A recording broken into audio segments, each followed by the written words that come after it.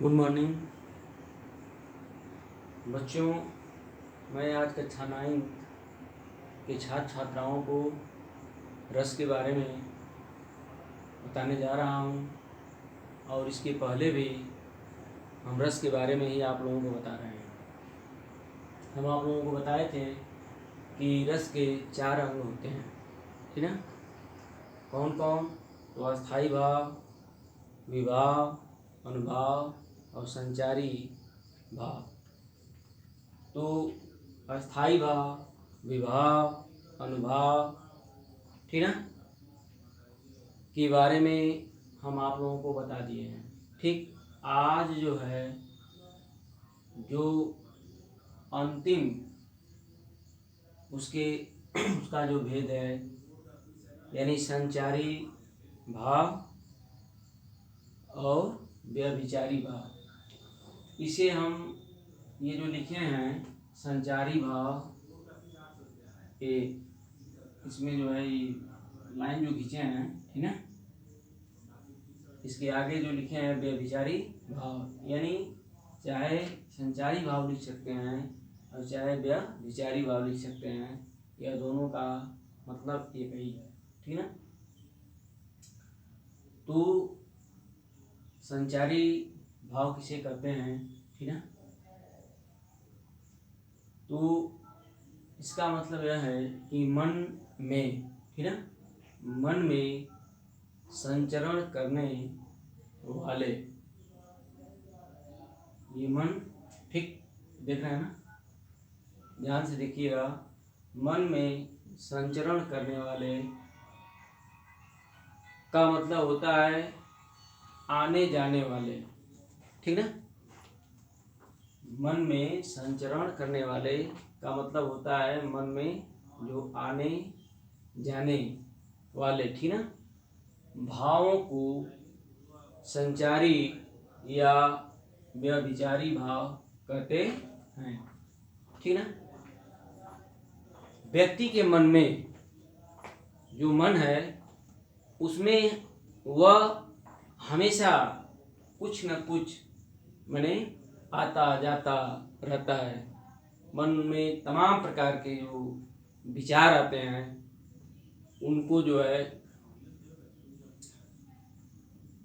इस रस में बताया गया है कि मन में, ध्यान से देखिएगा, मन में संचरण करने वाले भावों को का मतलब होता है आने जाने वाले, जो कोष्टक में जो लिखे हैं ना, आने जाने वाले, लिखना यही है आप लोगों को कि मन में संचरण करने वाले भावों को संचारी या व्यभिचारी भाव कहते हैं, ठीक है।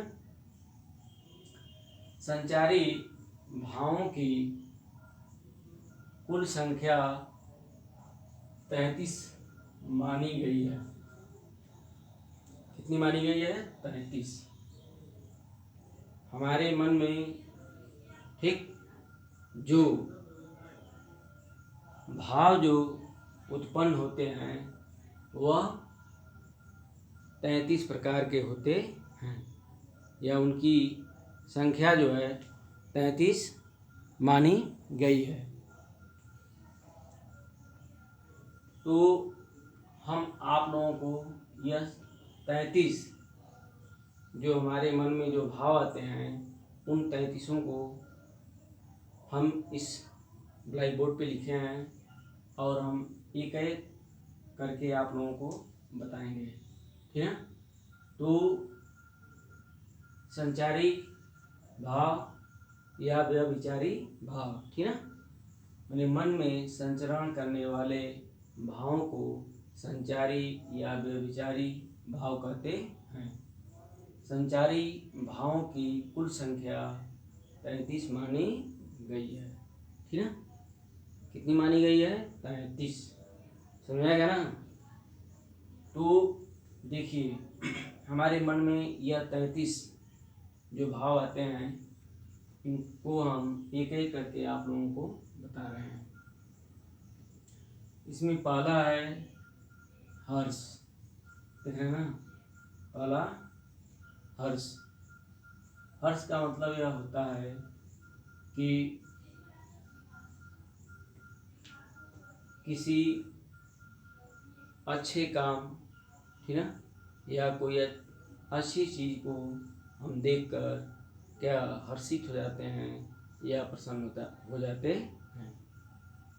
जैसे मान लीजिए कि कोई ऐसी वस्तु को देख लेते हैं, या हम परीक्षा में पास हो जाते हैं, अच्छे अंक से पास हो जाते हैं, तो हम तुरंत हर्षित हो जाते हैं।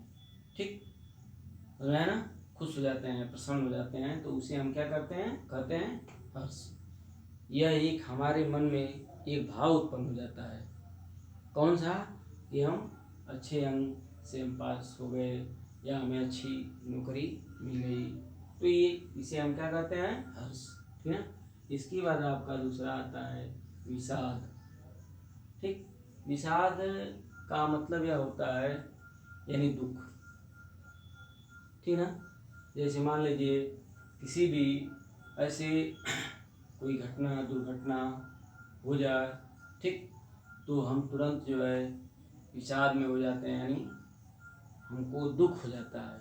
ठीक ना, तो विषाद को हम दुख कहते हैं। ठीक, यहाँ हर्ष है, यहाँ विषाद है। तो यह जो जब हम किसी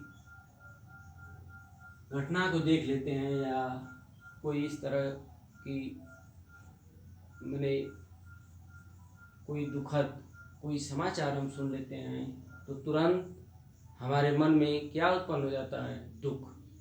समझा गया ना। इसके बाद आपका यह जो है तीसरा है लाश।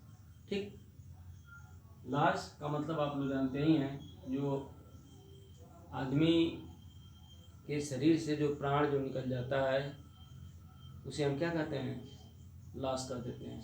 ठीक, तो बहुत लोग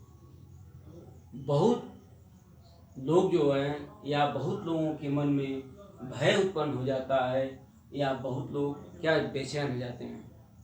कोई घटना हो जाती है तो आप लोग देखते हैं, ठीक, कैसे लोग व्यग्र हो जाते हैं, और क्या एकदम शरीर जो है छटराने लगती है, या कोई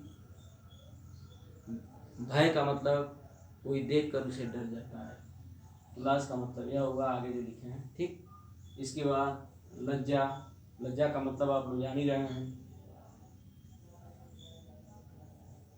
जैसे मान लीजिए किसी ऐसी वस्तु को या किसी के शरीर को देखकर हम क्या हो जाते हैं, यानी लज्जित हो जाते हैं। या जैसे मान लीजिए कि परिवार में जो छोटे बड़े जो जो होते जो लोग होते हैं, हम ऐसे अचानक उन लोगों से भी कोई ऐसी बात हो जाती है, तो हम लज्जित हो जाते हैं। ठीक ना। इसके बाद पांचवा है आपका ग्लानि। ठीक, ग्लानि का मतलब मान लीजिए, इसका मतलब यह होता है जैसे कि हम कोई बात माने इस तरह का कह देते हैं जिसे जो है दुख होता है। ठीक ना, तो जिसे दुख होता है, तो बाद में हमें जो है यानी उस बात पे ग्लानि होती है, यह पछतावा आता है कि हमें उसे नहीं करना चाहिए। इसके बाद चिंता। ठीक, चिंता जो है मान लीजिए कि लोग जो है चिंता करने लगते हैं। ठीक, किसी बात को सोचने लगते हैं, या कोई इस तरह की बातें हो जाती हैं जिसे लोग जो है बहुत चिंतित हो जाते हैं कि ये कैसे हो गया। ठीक है, चिंता करना का मतलब चिंता भी एक ये हमारे मन में भाव उत्पन्न हो जाता है। इसके बाद आपका सातवां है शंका। ठीक है, जैसे मान लीजिए किसी हम चीज़ को देखकर, ठीक है, शंका करने लगते हैं कि कोई चीज़ हमें दिखाई दिया और फिर जो है समाप्त, फिर वो नहीं दिखाई दिया तो तुरंत हम उस पर शंका करने लगते हैं कि अरे अभी हम ऐसे देखे, मैंने उसको देखे हैं और फिर जो है यह नहीं दिखाई दे रहा है, तो तुरंत आदमी जो है शंका में, मैंने शंका का भाव जो है मेरे मन में उत्पन्न हो जाता है।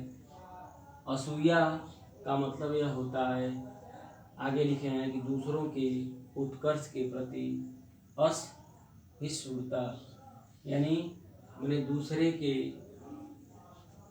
सुख को देखकर, दूसरे के यानी बढ़ते हुए, ठीक ना, उनके खुशी को देखकर हम क्या करते हैं, अब उनके प्रति दुख व्यक्त करते हैं। ऐसा नहीं करना चाहिए, उसे जो है असूया कहते हैं।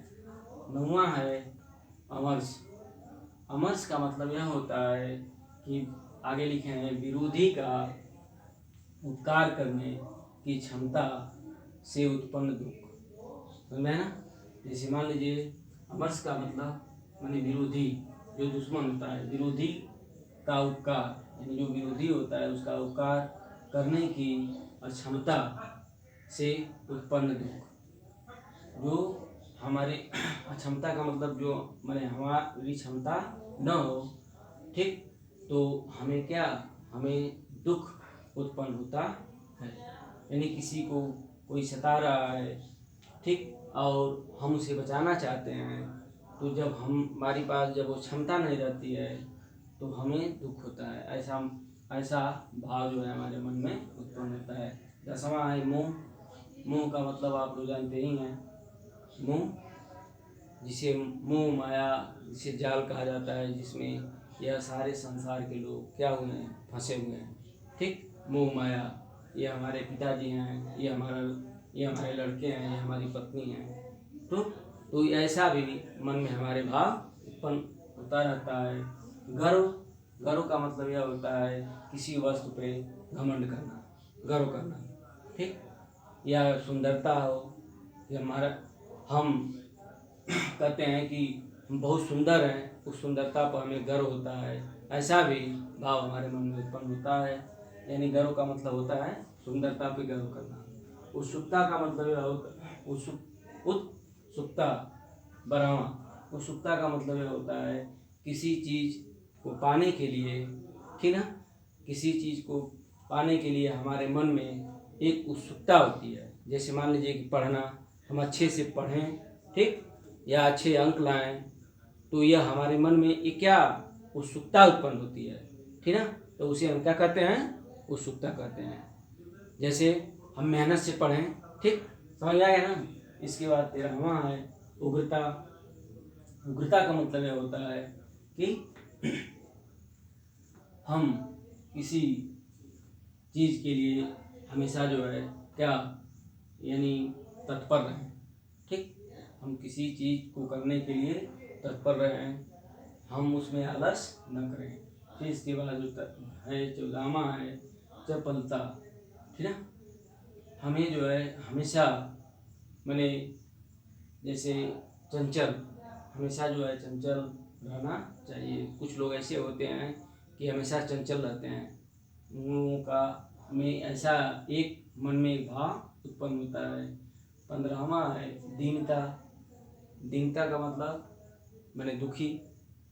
कुछ लोगों के मन में, जो लोग जो गरीब हैं, उन लोगों के भी मन में यह दुख का मन में भाव उत्पन्न होता है। दीनता का मतलब होता है दुखी, ठीक है। फिर इसके बाद 16वां है जड़ता। जड़ता का मतलब यह होता है मूर्ख या अचेतन। जड़ता का मतलब होता है मूर्ख या अचेतन, जो मूर्ख हो, जो सोच नहीं सकता हो। फिर 17वां है आवेग। आवेग का मतलब यह होता है कि बिल्कुल